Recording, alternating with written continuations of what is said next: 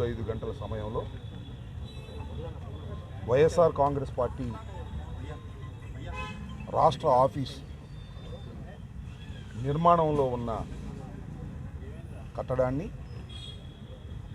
నిర్దాక్షిణ్యంగా బుల్డోజర్లు ఇతరత్రా ఉన్న వాహనాలను తీసుకొచ్చి సుమారుగా ఒక 2 గంటల్లోనే పూర్తి ఆ నిర్మాణాన్ని నేలమట్టం చేశారు. దాన్ని కూడా మేము చూసి రావటం జరిగింది. ఇది వైఎస్ఆర్ కాంగ్రెస్ పార్టీ ఆఫీస్ కొరకు నిర్మించుకోవాలనేటువంటి ఉద్దేశంతో రాష్ట్ర వ్యాప్తంగా అనేక ప్రాంతాల్లో ప్రభుత్వ స్థలాలను క్యాబినెట్లో పాస్ చేసుకుని వైఎస్ఆర్ కాంగ్రెస్ పార్టీకి కేటాయించుకోవటం జరిగింది. ఇదేదో వైఎస్ఆర్ కాంగ్రెస్ పార్టీ అధికారంలోకి ఉన్నది కాబట్టి మేము తీసుకొచ్చినటువంటి సాంప్రదాయం కాదు. ఇంతకుముందు తెలుగుదేశం పార్టీ కూడా తెలుగుదేశం పార్టీ కూడా వారు అధికారంలో ఉన్నప్పుడు ప్రభుత్వ స్థలాలను వారి ఆఫీసులకు కేటాయించుకొని రాష్ట్ర వ్యాప్తంగా అనేక నిర్మాణాలు చేపట్టిన మాట మీ అందరికీ తెలుసు. ముఖ్యంగా ఇవాళ తాడేపల్లిలో ఉన్నటువంటి వాళ్ళ సెంట్రల్ ఆఫీసు కూడా ప్రభుత్వ స్థలంలో నిర్మించబడినదే. దానిలో ఇంకా కొద్దిగా వాగు పోరంబోక అది కూడా ఆక్రమించుకున్నారనేటువంటి అభియోగాలు ఉన్నాయి. అది కోర్టులో కూడా డిస్ప్యూట్ నడుస్తూ ఉన్నది. మేము ఇక్కడ చాలా పాయింట్అవుట్ చేయాలనుకుంటున్నటువంటి అంశం ఏమిటంటే నిర్మాణంలో ఉన్నటువంటి మా భవనాన్ని నిర్దాక్షిణ్యంగా కక్ష సాధింపుతో ఈ నిర్మాణాన్ని కూల్చివేయటాన్ని ఈ రాష్ట్రంలోనే కాదు దేశంలోనే కాదు ఉన్న ప్రజాస్వామ్యవాదులందరూ ఖండించవలసినటువంటి అంశమని ఈ సందర్భంగా నేను మీ ద్వారా తెలియపరుస్తూ ఉన్నా. పార్టీలకు అతీతంగా ఏ పార్టీనైనా కావచ్చు. ఇవాళ తెలుగుదేశం పార్టీ అధికారంలో ఉండవచ్చు, కూటమి అధికారంలో ఉండవచ్చు. మొన్నటిదాకా మేము అధికారంలో ఉన్నాం. మాకన్నా ముందు చంద్రబాబు నాయుడు గారు అధికారంలో ఉన్నారు. అంతకుముందు రాజశేఖర రెడ్డి గారు అధికారంలో ఉన్నారు. అధికారం ఎవ్వరికీ శాశ్వతం కాదనేది చరిత్ర చెబుతున్నటువంటి సత్యం. మీ అధికారం ఉంది కదా అని మా భవనాన్ని కూల్చేయడం ఏమంత ధర్మము అనేటువంటి మాట ఇక్కడ నేను చాలా స్పష్టంగా చెప్పదలుచుకున్నాను. అయితే దీని మీద ఏమంటే ఇది ప్రభుత్వ స్థలం, ఇరిగేషన్ స్థలం. దీన్ని 33 సంవత్సరాలకు లీజుగా తీసుకోవటం జరిగింది. దీనికి అవి లేవు ఇవి లేవు అని ఏమన్నా చెప్తే చెప్పొచ్చు. ఏ ఉన్నా లేకపోయినా డ్యూ ప్రాసెస్ని ప్రభుత్వం పాటించాలి. మాకు నిన్న ప్రొవిజనల్ ఆర్డర్ ఇచ్చారు సిఆర్డిఏ వారు.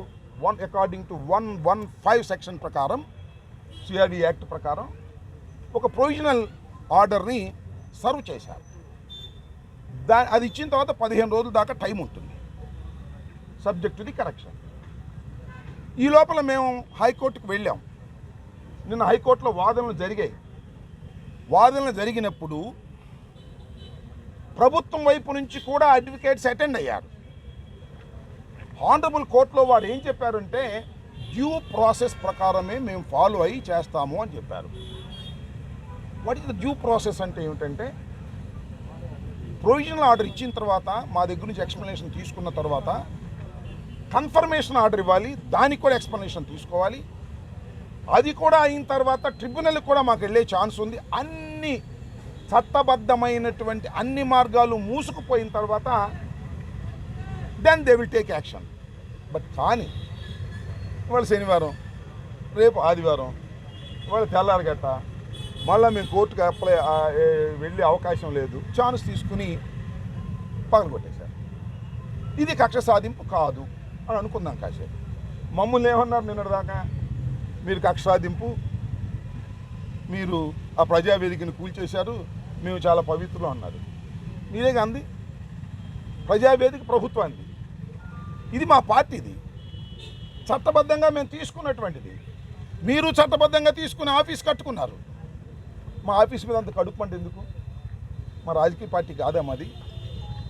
మా రాజకీయ కలాపాలు మేము చేసుకోలేమా? చేసుకోకూడదా? ప్రభుత్వ స్థలంలో మీరు ఎట్లా కడతారని మీరు అనొచ్చు. మీరు ప్రభుత్వ స్థలంలో కట్టారు కదా తీసుకుని, మీకు అన్ని హక్కు ఎక్కడుంది? మేము లీజుకు తీసుకుని వెళ్ళారు నోటీస్ ఇవ్వడానికి. ఎనీ హ్యావ్ మీరు దేన్నైనా చేయొచ్చు. అది ప్రభుత్వం, నాట్ ఇండివిజువల్. ఆ ప్రభుత్వం డ్యూ ప్రాసెస్లో వెళ్ళాలి. ఏదైనా సరే, ఏ కట్టడానైనా. మా కట్టడాలన్నీ కూల్చేయదలుచుకున్నారు మీరు, okay, wonderful. Come to the law, according to law రండి.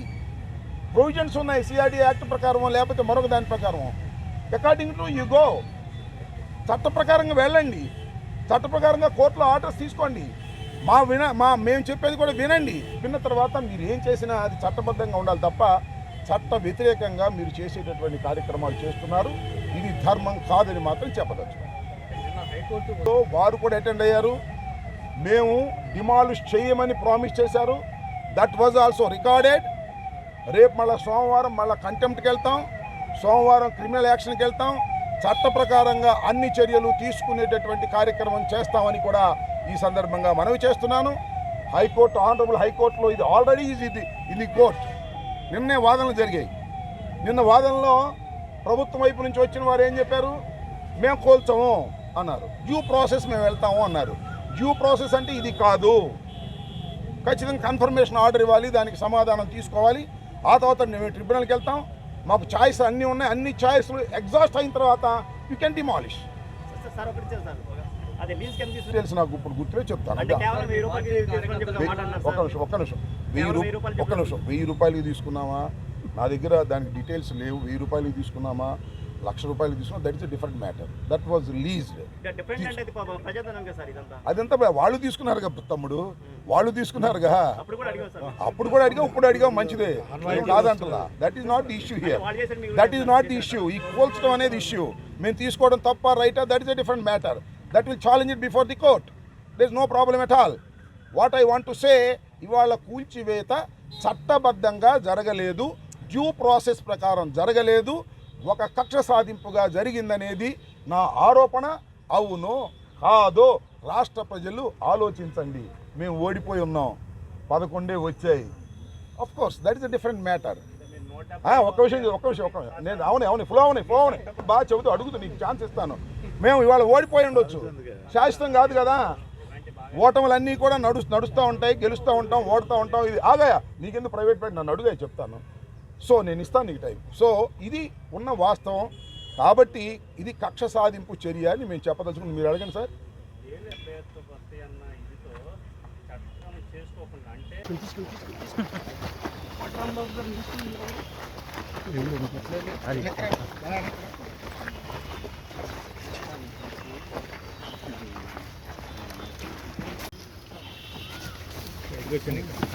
చెట్లోనే జాగ్రత్త.